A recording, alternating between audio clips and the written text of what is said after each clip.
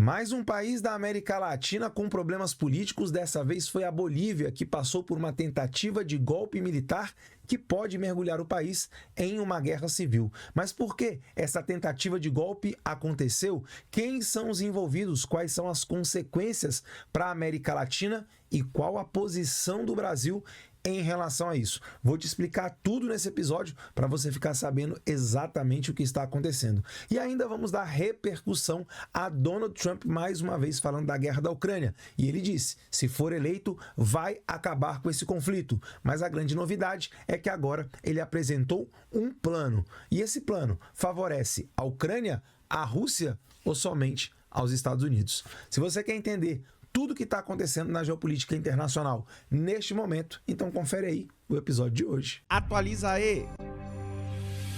Fala galera, Tobi na área com mais um Atualiza aí no ar. E a Bolívia, nossa vizinha, acaba de passar por uma tentativa de golpe militar que pode ter consequências na América Latina como um todo. Afinal, tá virando tradição aqui no Brasil essas tentativas de golpe. Quem lembra lá nos Estados Unidos a tentativa de invasão do Capitólio? Não era um golpe militar em si, mas pessoas insatisfeitas com o resultado das eleições. Por que não falar do Brasil, que viveu lá o seu dia 8 de janeiro, aonde simplesmente tentaram mais uma vez forçar aí as Forças Armadas a agirem no país, não aceitando o resultado das eleições aqui no Brasil. Teremos em breve eleições na Venezuela, que também já movimentam a América Latina, e lá antes mesmo de começar, nós já temos problemas e uma suposta fraude acontecendo, uma vez que o Nicolás Maduro não vai querer sair do poder. Mas agora foi a vez justamente da Bolívia. Nosso vizinho, governado pela esquerda, e militares tentaram tomar o poder. Entendido todo esse contexto da América Latina, esse contexto complicado nesse momento? Bom, não só da América Latina, falei também de Estados Unidos, que não fica na América Latina, hein? Fica na América anglo-saxônica. Mas vamos lá, reportagem que eu separei para você no dia de hoje. BBC diz assim na sua manchete: militares na Bolívia, o que se sabe sobre tentativa de golpe denunciada por presidente. Bom, muito importante, letrinhas pequenas. A Bolívia viveu horas de incerteza nesta quarta-feira, dia 26, depois que um grupo de militares se mobilizou no centro de La Paz, que é a capital da Bolívia. Algo que o presidente Luiz Arce descreveu como uma tentativa de golpe de Estado. Soldados e veículos militares tomaram por algumas horas o controle da Praça Murilo, em La Paz, e entraram no Palácio Queimado, é o nome do Palácio Presidencial, tá? Sede do governo, liderados pelo general Juan José Zúñiga. Então temos aí um general à frente desses militares. Olha, isso me lembra muito algum lugar, né? Me lembra muito o Brasil, aonde lá no dia 8 de janeiro a população, aquele grupo, né, queria justamente uma intervenção militar aqui no Brasil e clamava aos generais que fizessem alguma coisa. E posso dizer claramente, ainda bem que não fizeram e não houve uma ruptura institucional aqui no Brasil. Mas como eu disse, essas situações acabam se alastrando e na América Latina isso está voltando a ser uma rotina.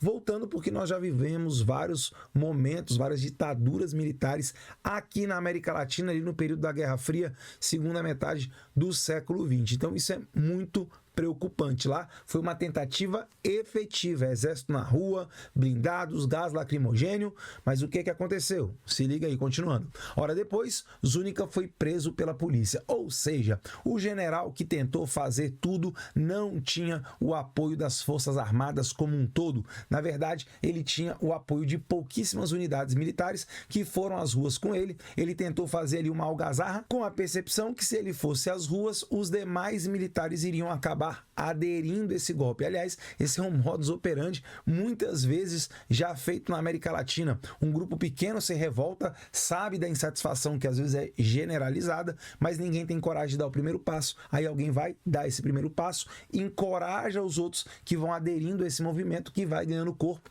e aí de fato o golpe de Estado acaba acontecendo. Mas não foi o que aconteceu na Bolívia. E que bom! Não seria nada bom para a América Latina. Mais uma ditadura sendo implementada, um golpe de Estado, tira presidente que foi democraticamente eleito. Não gosta dele? Derrote nas urnas na próxima eleição. Mas por que será que esse general estava full pistola com o governo e resolveu dar aí esse golpe de Estado? Simplesmente ele era o comandante do exército e foi destituído do cargo. Aliás, não só ele, o comandante das 3 forças foram destituídos e trocados pelo presidente da República. Aliás, isso é, de fato, uma atribuição privativa do presidente da República, tanto aqui no Brasil quanto lá na Bolívia. Quem não lembra aí, quando o atual presidente assumiu o governo, ele colocou apenas generais de esquerda, para não ter ali que se relacionar com militares que fossem ligados ao antigo governo. E aí, devido a essa questão direita e esquerda, que também acaba existindo lá na Bolívia, esse general tentou dar um golpe de Estado. Seguindo para finalizar o último parágrafo, ele havia sido destituído do cargo de chefe do exército boliviano no dia anterior, na terça-feira, dia 25, por algumas declarações que fez do ex-presidente Evo Morales. Pois é, Evo Morales, que também aí já foi presidente da Bolívia, saiu ali meio que escorraçado da presidência com várias denúncias, vários problemas, ele teve que fugir do país, depois ele retorna quando um aliado seu acaba vencendo do mesmo partido, também de esquerda, só que uma pessoa muito mais preparada, um economista, que estudou nos Estados Unidos, que não é autoritário como Evo Morales. Evo Morales, tá, que é o ex-presidente e que quer voltar à presidência, tá? Lembrando que lá na Bolívia você não pode ter mandatos consecutivos, somente 2, e ele quis fazer algo parecido com seu mentor intelectual, que era o venezuelano Hugo Chávez, que já é falecido, que deu início aí à ditadura da Venezuela. Bom, a Bolívia, talvez você não tenha aí a real ideia, pode parecer um país pouco expressivo aqui na América Latina, mas a Bolívia, ela é muito importante. E por quê? A Bolívia tem 2 coisas que geram hoje cobiça internacional.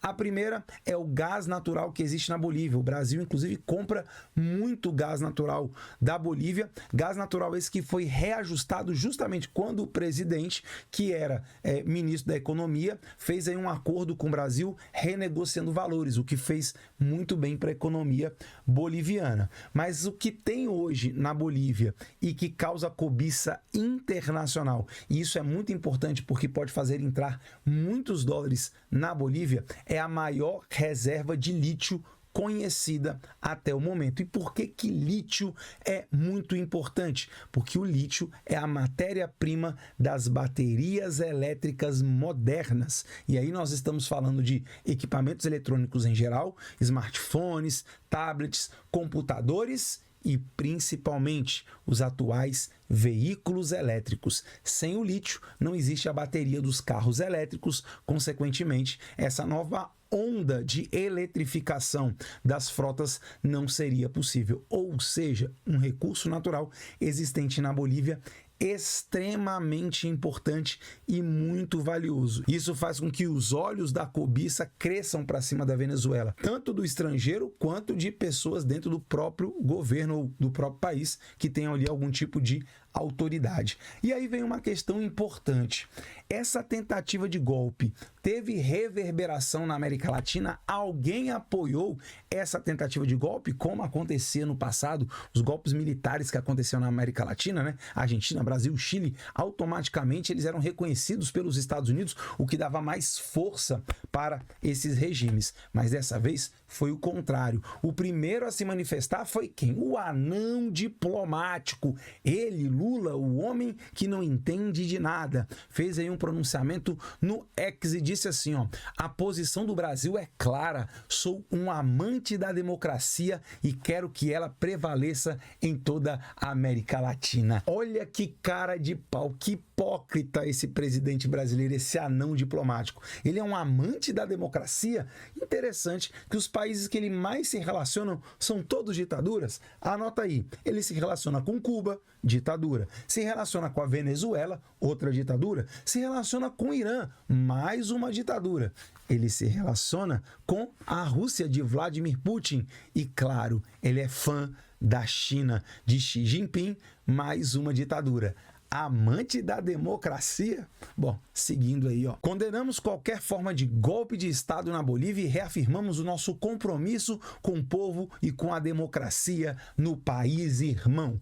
Que bonitinho, hein, Lula? Se você realmente seguisse as suas próprias palavras. Mas, na verdade, você sabe, né? São seus interesses. Se aquele partido é uma ditadura, mas serve aos interesses, à sua ideologia, então, tudo bem, é uma ditadura do bem. Agora, para o Lula existem, inclusive, democracias do mal. Tem a democracia do mal, porque é quando é contra o PT, quando não é de esquerda. Agora, se a ditadura for de esquerda, aí tudo bem, aí não precisa de democracia, não. Aí tá tudo certinho. Justamente Lula, que foi acusado e condenado aqui no Brasil, mas agora ele já não é mais condenado, ele é descondenado, ex-presidiário, ele que foi condenado na época da Lava Jato por subverter a democracia brasileira, fazendo o quê?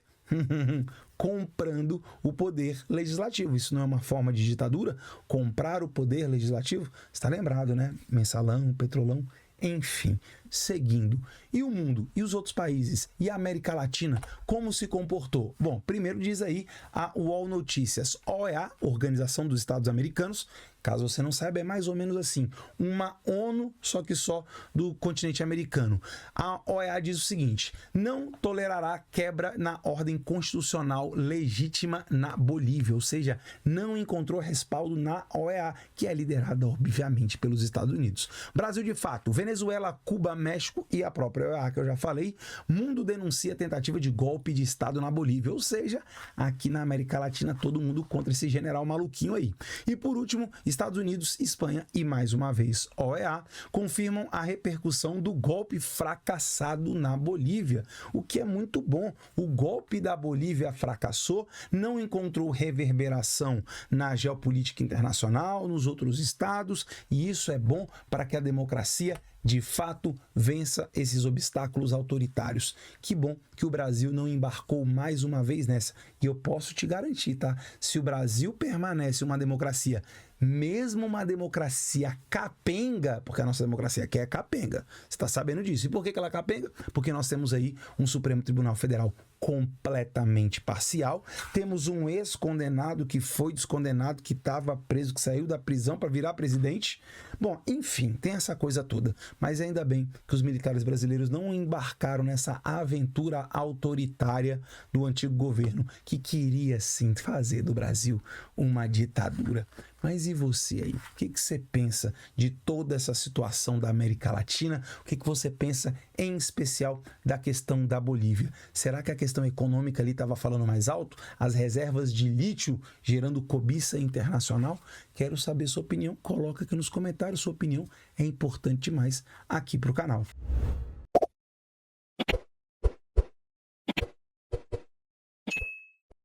Bora mudar de assunto, ainda falando de América, vamos lá para o norte do nosso continente, vamos para Estados Unidos, a sua relação com Rússia e com Ucrânia. Sim, Donald Trump, o Homem Laranja, volta a falar sobre o conflito na Ucrânia.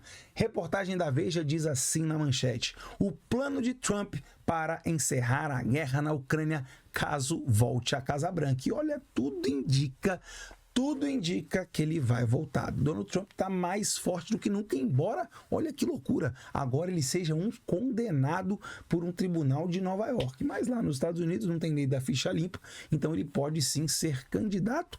Eita, que eu desafinei. Pode até ser eleito. Vamos para as letrinhas pequenas, para você entender que plano é esse? Favorece a quem? Pode ter certeza, favorece principalmente aos Estados Unidos. Mas vamos lá para a gente entender.